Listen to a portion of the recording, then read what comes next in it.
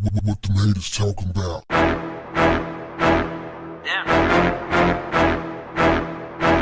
What's up, family?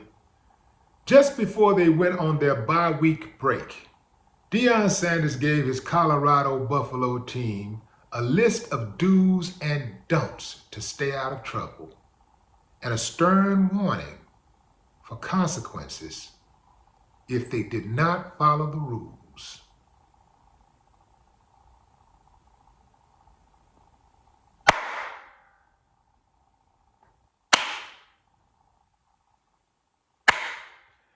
I ain't got no problem with that. Let me tell you something, fam. Deion Sanders is that dude. How could they possibly not root for Deion Sanders? I mean, the man is out here doing God's work, not only raising his kids, but other folks' kids. Oh, he's more than a coach. More than a coach. Deion Sanders is that dude. Family, in regards to the bye-week break that they had coming up, Deion Sanders told the youngsters, don't go out there and do nothing stupid. Don't go out there and get yourself in some trouble. These are some of the do's and don'ts. I want y'all to check this out, family, and here's the trip part. This could actually be applied to your life. It don't matter if you're a football player or if you work for the city. This could actually help you in your own life. Help your kids in their life, your grandkids. Check it out. He said, don't do anything that can cost you opportunities. Don't do anything that could cost you opportunities. Keep that in mind. Don't take anything that's not given to you, anything, especially from a young woman. He said that most universities lose 3 to 4 young men each year because of this. No means no. You would think a lot of these youngsters got the memo by now. You would think after seeing so many cases of dudes finding themselves in compromising positions, you would think that they'd be like, no, I'm not walking in that room. It's one girl and 13 dudes. Oh, hell no. I'm leaving this house right now. Because some of these dudes, they don't have any control. They don't have control. They haven't been taught. And put a little alcohol in them or a little drugs or whatever, and it's over. So yeah, no means no. You shut it down immediately. Don't take that chance. Mess your whole life up. And you gotta go and register as a sex offender. You don't want that on your jacket. Or you don't want that jacket on your back. He said, be a gentleman when it's acceptable in the environment to be ignorant. That means when everybody else acting a damn fool, when everybody else is doing something you know is illegal, inappropriate, you do the opposite. You be a gentleman. You find a lot of these youngsters, they want to have fun just like everybody else. They want to go to the big party. The big party can bring big trouble. So you have to really think about where you're going. These youngsters who are playing in Colorado got a little bit more to lose than some of these other youngsters who ain't even figured it out yet. They don't know what they want to do with their lives. And they're just out there moving around aimlessly. You want to be in like-minded environments with like-minded individuals. You dig what I'm saying? You resemble who you assemble. He said, do what you think you need to do to be great on the break.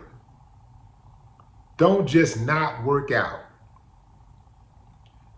Don't deny yourself from watching film. Like, work on your craft. while you're taking the break. Because when we come back, we going hard in the paint. He said, if what you do don't bring you closer to your dreams or your goals, why are you doing it?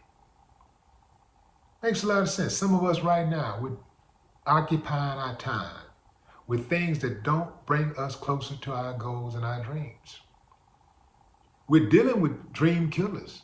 Some of us sleep next to dream killers every night. You know, you want to start that restaurant. You want to go back to school, get that law degree or that nursing degree. You know, you want that certification, whatever it is. You want to go to the gym. You want to start working out, but you don't get no support. So you got to be very careful of surrounding yourself with people who are dream killers, of people who interfere, who run interference with your goals and your dreams. And this is a good segue to this next one. Everybody that's with you ain't necessarily with you. There are some folks that are there for what you bring to the table because they're hungry. Everybody who's with you ain't with you. Oh man, that's a big one.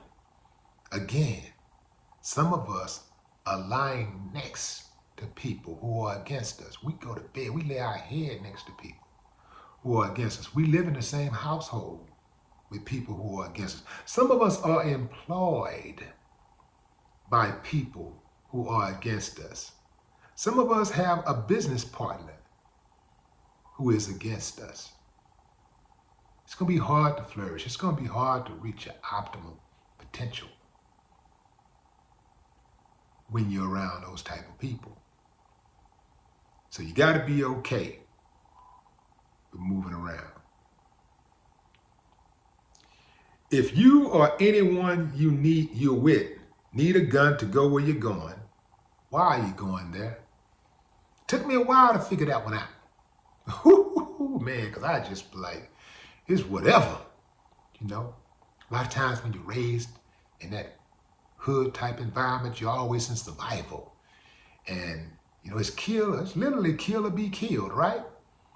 And so you have that type of mentality, like, I ain't scared of nobody, I ain't backing down from nothing. If they want it, they can get it, you know? So you're thinking about like what you'll do, but you ain't thinking about what the other person will do. You thinking like, yeah, I'll down with somebody, but you ain't thinking about getting down. So if you know people are over here always fighting, it's always drama, the whole environment is always volatile. You never know what's going to happen. You got to walk in there. You got to have your head on a swivel the whole time. People walking around mean mugging and all that. Why are you going there? You are asking for trouble. You know, I've made it a point now that, you know, I don't even like to go into places where they pat down. I don't like that. You know, I'd rather somebody use a wand. Don't be touching all on my, you know, I don't like that. You know, all that patting. Nah, man, you know, get your wand or whatever. I'll go through the little metal detectors and all of that, but patting down just to go have a good time, to go into a club.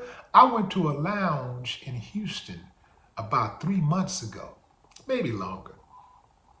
And, you know, it's a lounge. It was one of those food, like restaurant / lounges, right?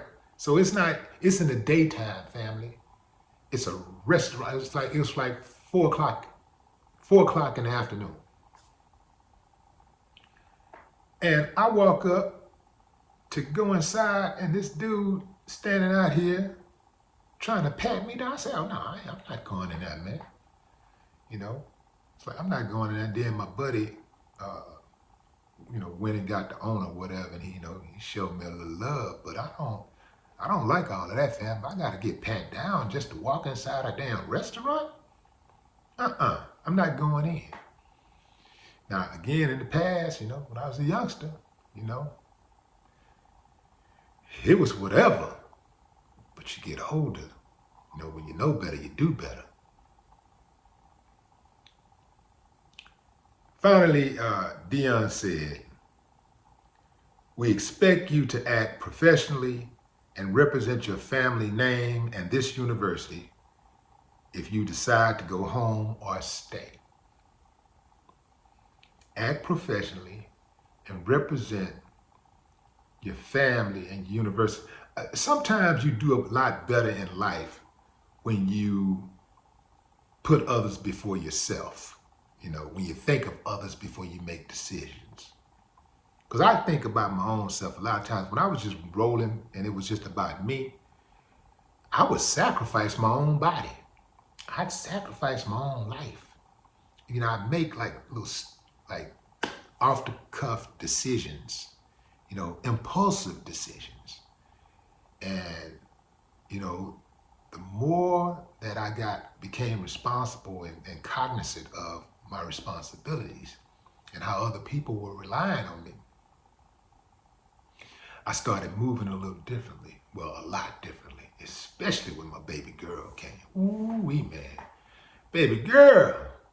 Hey, man, let me tell you something. I think it ought to be like a spiritual mandate or something, some type of divine mandate that all men have a daughter first. When you have a daughter, it just gives you more appreciation for women. I'm talking about when you have a daughter, typically, because some dudes, they're savages and they don't give a damn about a daughter, a son, a dog. They don't give a damn. It's still all about them. But I'm talking about the men who love their daughters, who are really just crazy, who dote over their daughters. It does something to a man, and you can still be, firm. You can still have your alpha identity and all of that stuff. But them daughters know how to, they know how to hit that soft spot. They'll find that soft spot. Yeah, I think it might. Can we do that? Is there any kind of way we can mandate? No, I guess we can't do it. But anyway, fam, it's a good thought. Anyway, fam, drop a comment and let me know what y'all think about this. I can tell you right now, fam, in regards to Deion Sanders, it don't matter how many games Colorado lose this year. In regards to Deion Sanders' love and passion for the game and his players and his integrity, he'll forever be a winner. No more talk. What the haters talking about?